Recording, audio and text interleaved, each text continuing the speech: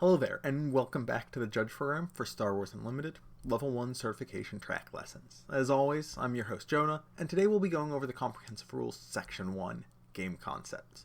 Going over all the concepts, as I mentioned last time, is actually quite a lot of content, so it's going to be broken up into two lessons. Last time we covered sections 1.1 to 1.8. This time we'll cover the rest, going from 1.9 to 1.17. Some of these were covered in the third Judge Apprentice lesson, but we're going to talk about them, just in case you haven't watched those lessons. Now, do you know how to draw a card? Okay, you probably do. Do you know the elements of the game state and how that informs what information a player has to share with an opponent and how to determine that status? That's a bit more complex, so maybe you're not as familiar with it as how to draw a card. All that and much, much more in today's lesson. 1.9. Damage. Any card with an HP value, units and bases, can be dealt damage by attacks or abilities. This damage is represented by counters, which are placed on the card when the damage occurs. Similarly, when a card is healed, that many are removed. A card is only considered to be healed if at least one damage counter was removed from it. Likewise, if 0 damage is dealt, or an ability prevents the damage, no damage is considered to be dealt for the purposes of triggers. A card is considered damaged as long as it has at least one damage counter on it. This damage sticks around until the card leaves play or the card is healed. If an ability deals damage to multiple cards, like Bombing Run, all damage is dealt simultaneously. If an ability deals multiple instances of damage to one unit, such as with Maximum Firepower, the damage occurs sequentially. There are also a couple of technical terms. Combat damage is only the damage dealt by the attacker and defender as part of an attack action, and no other damage. Even damage that occurs during attack, or if the amount of damage is derived from a unit's power.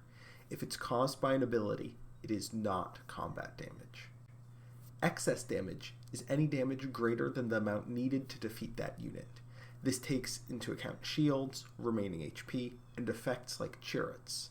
A unit with 6 power and overwhelm that attacks Chariot, or a unit with a shield and 5 HP, would not deal any damage to a base because they did not deal enough damage to defeat the defending unit, and so there was no excess damage.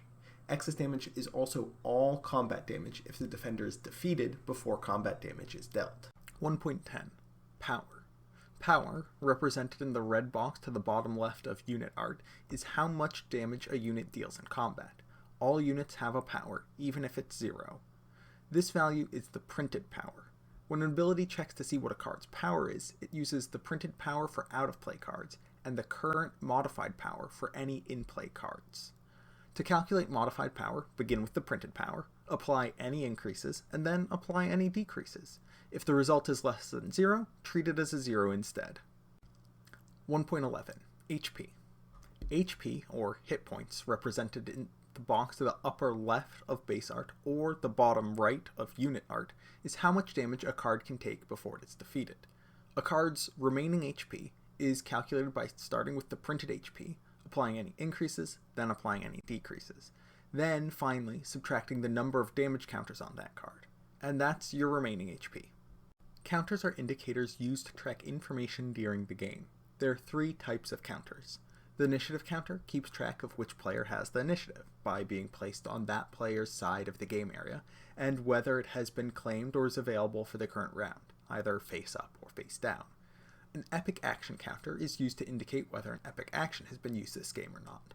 This is most frequently seen on leaders, but can be used on some bases as well. Finally, damage counters track how much damage a unit or base has. Some damage counters have different face values to indicate different quantities of damage. A variety of objects can be used as counters. While cardboard pieces are supplied with starter decks, dice, coins, and plastic counters can also be used in their stead, so long as both players understand what is being represented by what. Players can also use similar objects to track other effects, shield and experience upgrades, reminders about lasting or delayed effects, and more. 1.13. Drawing a card. To draw a card, a player takes the top card of their deck and adds it to their hand.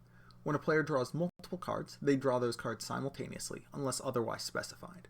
If a player attempts to draw a card from an empty deck, for each card they would draw, they instead deal 3 damage to their base. 1.14. Discarding a card. To discard a card, the player takes the card from the appropriate zone, usually hand or the top of the deck, and places it into the discard pile. If multiple cards are discarded, they are discarded simultaneously unless otherwise instructed. By default, when an ability instructs a player to discard a card from their hand, that player chooses which card to discard. Some abilities may make the choice random, or allow a different player the choice, like Cunning or Spark of Rebellion. These exceptions are specified on the cards for which they apply. If a player has no cards in hand, they cannot discard any cards and not considered to have discarded cards for if you do effects. However, the instruction discard your hand effectively means discard each card in your hand until you have no cards in your hand, which means that a player with no cards in their hand can choose to discard their hand and then get the effect of if you do, like with Black 1. During the action phase, players take turns taking actions. These actions are play a card, attack with a unit, use an action ability, take the initiative, or pass. We began to cover the first three in Judge Apprentice Lesson 6, Actions, Abilities, and Effects, with some amount of detail. They are complex abilities, and of course we're going to go into more detail later when we get to Section 6 of the Comprehensive Rules, which will be a few lessons down the line. However, we will be going a bit more in-depth now on taking the initiative and passing. To take the initiative, a player takes the initiative counter, places it near them, and flips it to the taken side. They flip it back to the available side at the start of the next action phase.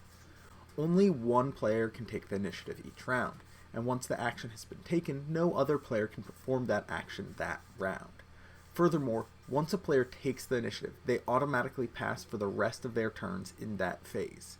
This passing only applies to taking turns. They still resolve all abilities and effects as appropriate, including triggered abilities which may resolve and have the player take an action.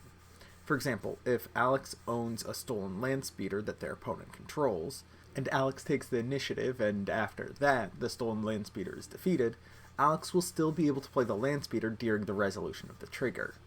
If no player takes the initiative, the player keeps control of it. The other action, passing, means that a player does nothing for their action. Players can pass even if there are other actions that they can take. If a player passes, they are allowed to take actions on future turns during that round. Once both players have passed, including one player taking the initiative and the other player passing, the action phase ends and the regroup phase begins. We're going to take a bit of a jump down to section 1.16, Game State.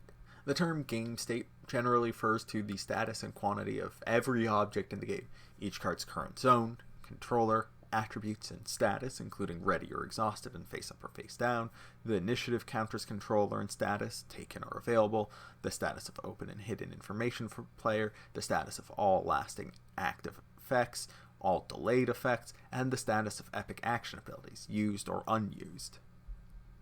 That's a heck of a list, but it's pretty much everything observable about the game. An action, ability, or payment of a cost that changes any of these elements is considered to change the game state, and a player must change the game state when they take an action other than passing their turn. For example, with Fennec Shand honoring the deal flipped to her unit side, if you don't play a unit with her action, you haven't changed the game state, and must choose a different action for your turn. However, you can activate Leader Iden Versio, Inferno Squad Commander, even if no enemy units have been defeated this turn, because exhausting Iden changes the game state. This rule exists to prevent players from effectively passing without using the pass action. As a corollary, while every action must be associated with a change in the game state, every change in the game state must be associated with an action, ability, or other rule. Players are not allowed to alter the game state without an identifiable cause. This means a player cannot exhaust resources when they aren't paying a cost, or discard a card that they are not instructed to discard. The game state also ties into the next section, 1.17, which regards open and hidden information. Open information is information that all players are entitled to have access to and to know. Hidden information is any information that has restrictions on it when it can be known or by whom. Open information includes attributes of face-up cards in play, units, upgrades, bases, leaders, the number of counters or tokens on cards, the number of cards in various zones, the attributes of cards in each player's discard, and both sides of each player's leader. It also includes the attributes of captured cards, even though they're face down. All details about them are open information. All information that is not open is considered hidden, such as the contents of a player's hand, always accessible by that player, or the order of the cards in a player's deck, available to a player while they're searching that portion of that deck, but not otherwise. Players must disclose and allow access to all open information to their opponent, you're not allowed to prevent them from counting how many cards you have in your hand or anything like that.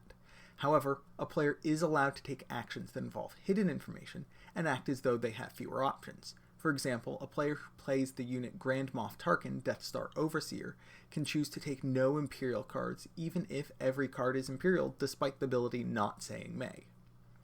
Okay, that's it for this lesson, but we'll be back shortly with more knowledge. As always, if you have any questions, comments, or insights, be sure to join the Discord and make your voice heard. Until next time, good luck and have fun.